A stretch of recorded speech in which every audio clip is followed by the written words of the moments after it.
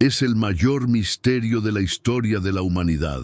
Según la leyenda, todo un continente que poseía tecnologías asombrosas desapareció bajo el agua en un solo día y una sola noche terribles. Hace muchos siglos, el filósofo Platón contó a sus alumnos una historia que aún hoy influye en nuestra visión del pasado. Les habló de la legendaria Atlántida. No se trataba de simples leyendas vagas. El filósofo proporcionó detalles sorprendentes. Una isla poderosa, más grande que Libia y Asia juntas, situada más allá de las columnas de Hércules. Su capital era una obra de ingeniería, una ciudad de anillos concéntricos perfectos de tierra y agua, conectados por puentes y canales para la navegación. En sus templos brillaba un metal misterioso, ahora desaparecido, el oricalco, que irradiaba una luz similar al fuego. Platón los describía como una civilización que poseía una poderosa flota y un ejército, y que era maestra en la navegación. Pero Platón no solo describía el poder de la Atlántida, sino también la guerra. Afirmaba que los atlantes eran una raza arrogante de guerreros que conquistaron partes de Europa y África y libraron sangrientas batallas contra los antepasados de los atenienses. Según él, en tiempos remotos, fueron precisamente los antepasados de los atenienses quienes lograron detener su agresión. La destrucción de la Atlántida, según Platón, no fue una casualidad, sino un justo castigo de los dioses por su orgullo. Pero, ¿qué fue en realidad? Solo una sutil parábola filosófica, una invención de Platón destinada a encaminar a los atenienses por el camino correcto y advertirles contra las ambiciones imperiales?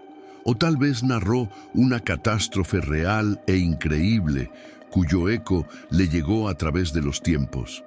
Y si la Atlántida fue real, ¿cuántos mitos similares se esconden en las profundidades de la historia? Supongamos por un momento que Platón decía la verdad, que la Atlántida no es una invención. Pero entonces, ¿de qué civilización estamos hablando exactamente?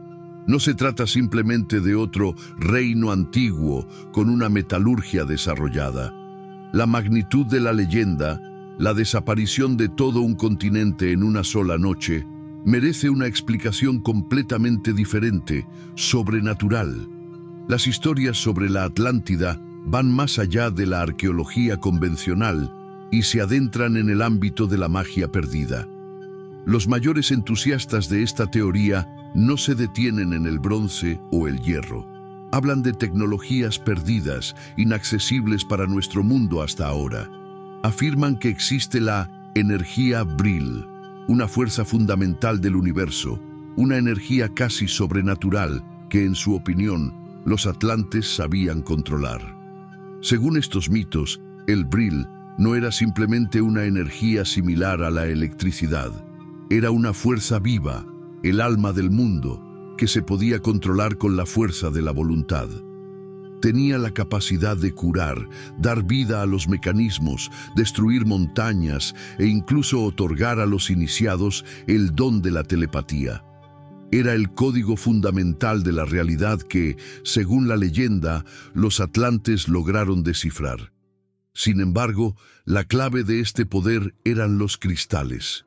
Los místicos describen no solo piedras de fuego, sino un complejo sistema energético que proporcionaba energía a todo el continente. Las leyendas mencionan el Gran Cristal, conocido como Tuay. No se trataba de una simple decoración, sino de un cristal gigante, creado artificialmente, de una pureza excepcional, posiblemente de forma cilíndrica o esférica, ubicado en el templo principal dedicado a Poseidón. Según los mitos, este templo era una maravilla arquitectónica. Su cúpula podía abrirse para dejar pasar la luz del sol, la luna y las estrellas lejanas. Tuaoi no era una batería común, servía como resonador cósmico. Se dice que era capaz de acumular la energía Vril del éter, transformarla y transmitirla por toda la isla a cristales receptores sin necesidad de cables. Estos cristales proporcionaban luz eterna y ponían en marcha aparatos voladores silenciosos, los vimanas, que flotaban sobre la Tierra como si desafiaran la gravedad. La energía Vril también alimentaba los campos de fuerza que protegían la capital y las armas de rayos, que Platón solo podía describir como golpes de rayos. Era una civilización que no poseía máquinas, sino los poderes del universo. Habían abandonado los límites del mundo físico. En estas leyendas, los atlantes no eran personas comunes. Se afirma que, tras siglos de utilizar esta energía, sus cuerpos sufrieron cambios. Se habla de una civilización que prácticamente venció al envejecimiento, viviendo cientos de años. De una sociedad que se comunicaba telepáticamente, considerando el habla oral un método de comunicación obsoleto. No solo vivían en armonía con la naturaleza, tal y como la entendemos nosotros, sino que la dominaban. Las leyendas cuentan que los sacerdotes de la Atlántida dominaban las formas más avanzadas de bioingeniería, creando quimeras, seres híbridos entre humanos y animales, para utilizarlos como mano de obra esclava. También modificaban la naturaleza misma de las plantas, logrando cosechas increíbles. Esta civilización, que se consideraba semidivina, se elevó en su orgullo al nivel de los dioses, y por ello, según la leyenda, les sobrevino el castigo. Pero la catástrofe que los destruyó no fue un terremoto o un diluvio comunes.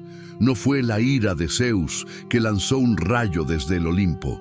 Fue un apocalipsis tecnológico provocado por sus propios logros mágicos.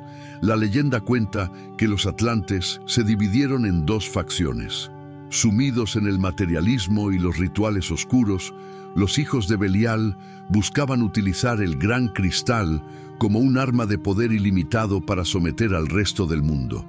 Llevaron su poder a alturas increíbles. Como resultado, se produjo una sobrecarga.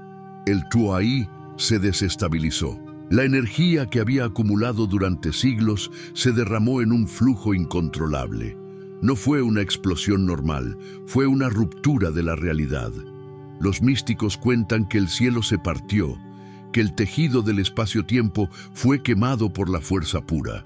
Este cataclismo catastrófico provocó una reacción en cadena. Gigantescos terremotos fragmentaron los continentes, volcanes de todo el mundo arrojaron miles de millones de toneladas de cenizas y posiblemente los polos del planeta se desplazaron. La Atlántida no simplemente se hundió, fue destruida por sí misma, desapareciendo de la faz de la Tierra, sumergiéndose en las profundidades del océano. Fue una sentencia divina que ellos mismos se impusieron. Si Platón solo insinuó la existencia de la Atlántida y los místicos del siglo XX describieron su magia, Edgar Cayce, al parecer, pudo ver directamente su pasado. En la vida cotidiana era un fotógrafo discreto de Kentucky, un cristiano devoto sin logros académicos destacados. Sin embargo, en estado de trance profundo, se convertía en un fenómeno excepcional. Lo apodaron el profeta dormido, porque, según los rumores, podía abandonar su cuerpo y conectarse con lo que él llamaba las crónicas akáshicas, una biblioteca exhaustiva que almacenaba la historia de cada alma y cada acontecimiento del universo. De estas crónicas, Cayce extrajo una enorme cantidad de datos sobre la Atlántida que sumaban miles de páginas. Sus lecturas no dejaban lugar a ambigüedades, como las vagas predicciones de Nostradamus. Eran sorprendentemente concretas. Cayce describía la geografía del continente, su flora y su fauna. Afirmaba que la Atlántida no era una sola isla, sino más bien un archipiélago, cuya isla principal era Poseidón. Cayce confirmó todos los hechos que habíamos mencionado anteriormente. Hablaba del gran cristal de Tuoy como fuente de una energía colosal. Cayce fue aún más lejos y presentó a la sociedad atlante como un campo de batalla entre dos ideologías opuestas. Por un lado, la ley del uno, un grupo espiritual que buscaba alcanzar la armonía. Por otro, los hijos de Belial, una facción materialista que ansiaba el poder, la riqueza y la sumisión universal. Según Casey, eran precisamente los hijos de Belial quienes realizaban experimentos genéticos, creando seres mitad humanos, mitad animales, para explotarlos como esclavos. Las quimeras, minotauros y centauros que conocemos de los mitos de la antigua Grecia. Casey creía que en su vida pasada había sido un sacerdote atlante llamado Ra-Ta. Según él, previendo la caída de la Atlántida, Ra-Ta huyó a Egipto junto con un grupo de sus discípulos, llevándose consigo parte de los conocimientos y registros de su pueblo. Casey describió detalladamente la destrucción del continente. Afirmaba que no se trató de un único acontecimiento, sino de una sucesión de 3 grandes cataclismos. Los 2 primeros, separados por milenios, dividieron el continente y destruyeron la civilización. El tercero, el último diluvio, que tuvo lugar alrededor del año 10.000 a.C., fue el golpe de gracia. Fue entonces, según Casey, cuando los hijos de Belial, en su orgullo, llevaron al gran cristal a un estado crítico, lo que provocó un cambio en los polos. Y lo más importante, Casey hizo una predicción concreta que se puede verificar. Afirmó que Poseidón naufragó en la zona de las Islas Bahamas, en el lugar que hoy se conoce como el Triángulo de las Bermudas, y que en 1968 o 1969, frente a las costas de una de las islas de este archipiélago, Bimini, emergerían de entre el lodo de los siglos los restos de los templos de la Atlántida. La profecía se hizo en los años 30, pero décadas más tarde quedó prácticamente olvidada. Y entonces, en 1968, los pilotos que volaban sobre las aguas poco profundas de la costa de la isla de North Bimini vieron algo sorprendente bajo la superficie turquesa del agua. No era un montón de piedras cualquiera. Era una línea perfectamente recta y geométricamente precisa, formada por enormes bloques de piedra rectangulares, que se extendía casi 1 kilómetro antes de desaparecer en las profundidades del agua. El descubrimiento, realizado en la fecha señalada por Casey, causó furor en los medios de comunicación. Buzos, arqueólogos y místicos acudieron al lugar del hallazgo. Descubrieron lo que parecía ser los restos de un puente ciclópeo o los cimientos de una enorme muralla. Algunos bloques medían hasta 5 metros de largo y pesaban decenas de toneladas. Su acabado era tan preciso que daba la impresión de ser de origen artificial. Este fenómeno recibió el nombre de Camino de Bimini. Tan pronto como estalló la sensación, el mundo científico intentó refutarla de inmediato. Los geólogos propusieron la teoría de la roca de playa, un proceso natural en el que la arena y las conchas, al encontrarse en la zona de marea, se cementan formando losas planas. En su opinión, estas placas se descomponen posteriormente en bloques rectangulares bajo la acción de la erosión y las tensiones internas. Sin embargo, los partidarios de la teoría mística tenían una respuesta convincente. Señalaban que la roca de playa se forma normalmente en la costa, mientras que la carretera de Bimini se encuentra a varios metros de profundidad. La gente se preguntaba, ¿cómo pudo la naturaleza crear rectángulos tan perfectos a partir de rocas? ¿Por qué muchos bloques parecen estar apilados en 2 capas y algunos incluso se apoyan en piedras más pequeñas, como si se tratara de un clásico mampostería megalítica? El debate continúa hasta hoy. Los geólogos se mantienen firmes en su punto de vista, pero para los místicos la respuesta era clara. Casey tenía razón. No se trataba de piedras comunes, eran los restos del templo hundido de Poseidón. La Atlántida, que había guardado silencio durante 10.000 años, finalmente daba señales desde las profundidades marinas. Y aquí surge la pregunta principal que plantea esta leyenda. ¿Y si los atlantes no desaparecieron por completo? ¿Y si los atlantes supervivientes, los que poseían el Brill, se dispersaron por el mundo conservando fragmentos de sus conocimientos? Es precisamente esta teoría la que establece la conexión de la Atlántida con todos los principales misterios de nuestro planeta. Las pirámides de Egipto, los templos mayas. ¿Cómo pudieron sociedades aparentemente primitivas construir estructuras tan similares e increíblemente complejas que requieren cálculos astronómicos y de ingeniería precisos? Los partidarios de la teoría mística afirman que no es una coincidencia, es una herencia. El estilo común de los atlantes supervivientes que intentaron reproducir la antigua grandeza en nuevos lugares, en Egipto y Mesoamérica. Esta teoría eleva al continente perdido al rango de paciente cero, fuente de toda la civilización humana, los conocimientos mágicos y los misterios. Se trata de un mito fundamental, un código cultural que ha moldeado a la humanidad a lo largo de 2 milenios.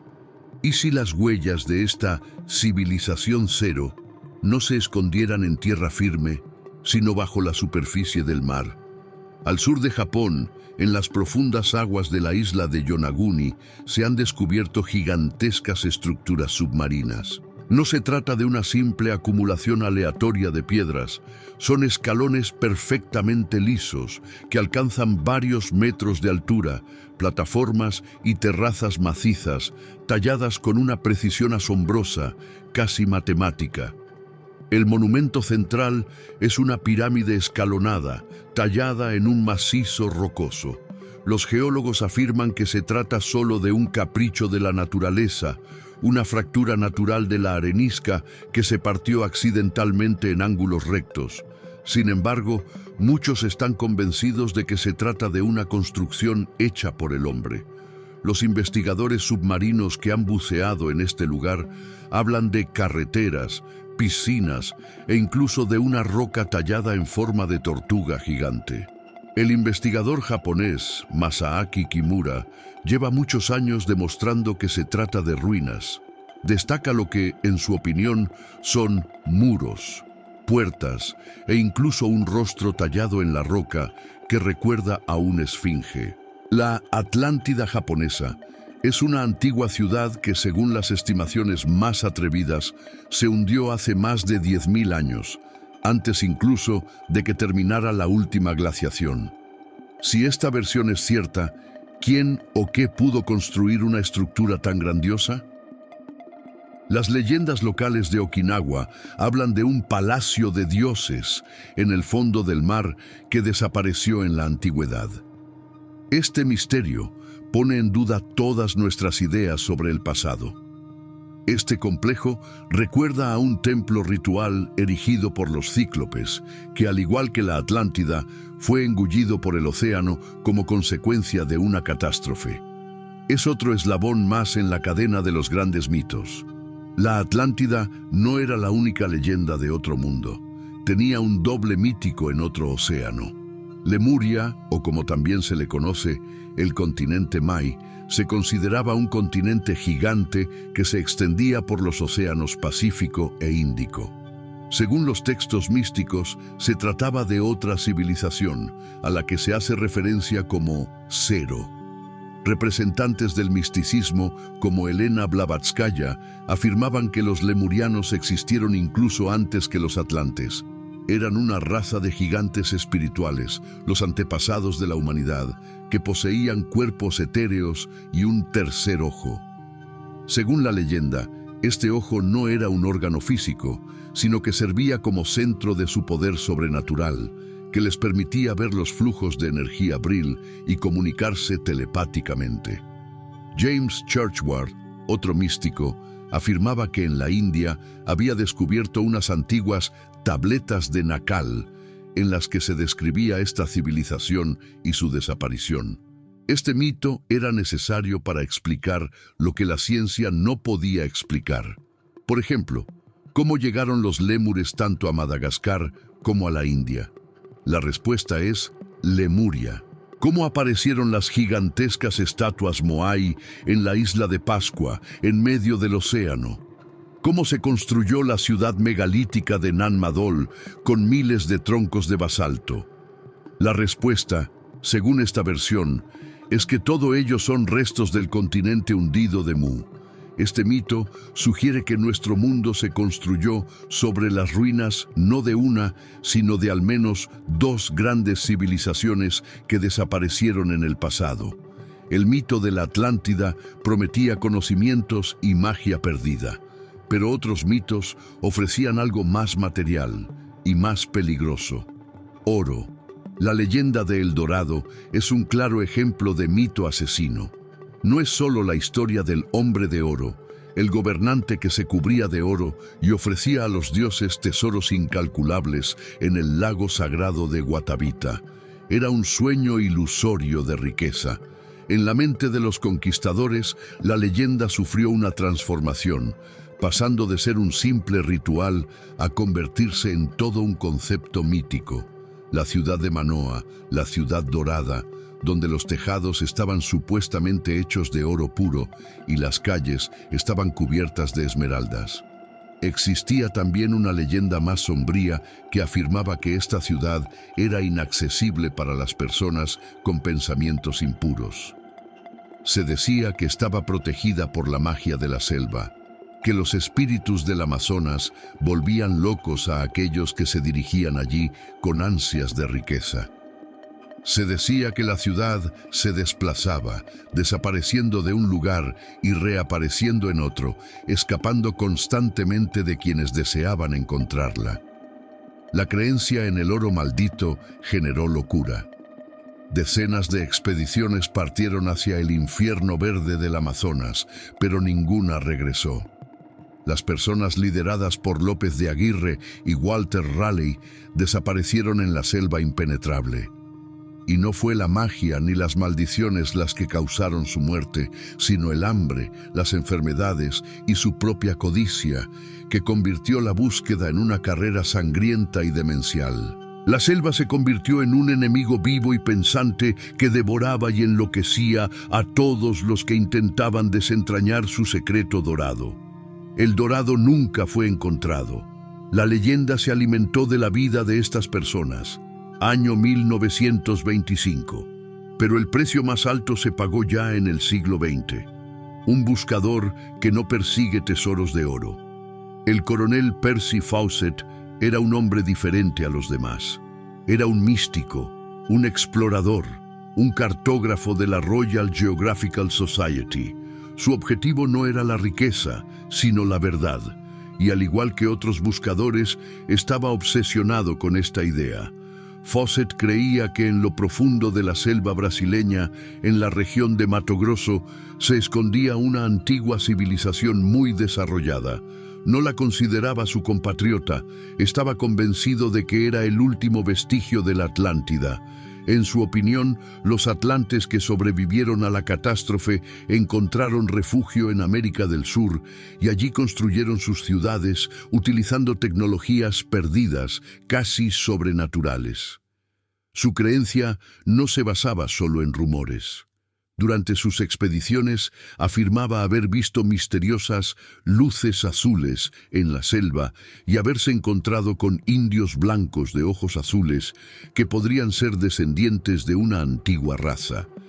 Inspirado por el misterioso manuscrito 512, un documento portugués que, según los rumores, narra las ruinas de una ciudad de piedra brillante, denominó su objetivo principal de forma sencilla y con determinación: Zeta. Esta fue la última expedición del coronel Fawcett. El 29 de mayo de 1925, el coronel, su hijo mayor Jack y su compañero Raleigh Raimel enviaron su último mensaje desde el campamento del Caballo Muerto. Desmontaron el campamento y se adentraron en territorio inexplorado, del que nadie había regresado jamás. Nadie los volvió a ver. Se convirtió en la víctima más famosa de la maldición de las ciudades perdidas, convirtiéndose él mismo en un mito, en busca de una civilización mística. Así pues, nos sumergimos en el mundo de las leyendas. Atlantis, Yonaguni, Lemuria, El Dorado, Zeta. Todas estas historias son maravillosas y muy peligrosas. Y ahora, la realidad que muestran los documentos. ¿Qué sucede cuando logramos descubrir una ciudad perdida? En el siglo XIX, la comunidad científica era unánime en su opinión. La guerra de Troya era una invención. La gran epopeya de Homero, la Ilíada, no era considerada por ellos como un documento histórico, sino como una colección de cuentos, un poema épico nacional de los griegos sin base histórica. Buscar la Troya real sería tan absurdo como buscar el Olimpo o el reino de Hades. Pero Heinrich Schliemann, un excéntrico empresario alemán que había amasado una fortuna con el comercio, estaba convencido de que Homero no se había inventado la historia de la guerra de Troya y decidió emprender la búsqueda. ¿Qué descubrió? No encontró cristales mágicos, rastros del Bril ni moradas de semidioses. Encontró una ciudad, ladrillos, fragmentos de cerámica, vigas carbonizadas y el tesoro de Príamo, una colección de joyas de oro, aunque no de origen sobrenatural. Schliemann demostró que un mito puede tener una encarnación real, pero también demostró hasta qué punto la realidad puede diferir del mito. Troya no era un reino mágico, sino una fortaleza común, destruida por el fuego real. Este golpe de realidad nos lleva de vuelta a la historia más trágica, la de Percy Fawcett. El tiempo pasó, las décadas transcurrieron. El misterio de la ciudad Zeta se consideraba una invención de un obsesionado por lo místico, y la selva parecía haber ganado la partida, devorando tanto al hombre como su secreto. El mundo científico rechazó esta historia, hasta que apareció una nueva solución, casi sobrenatural: el LIDAR, un escáner láser que permite ver a través de la espesa cubierta vegetal.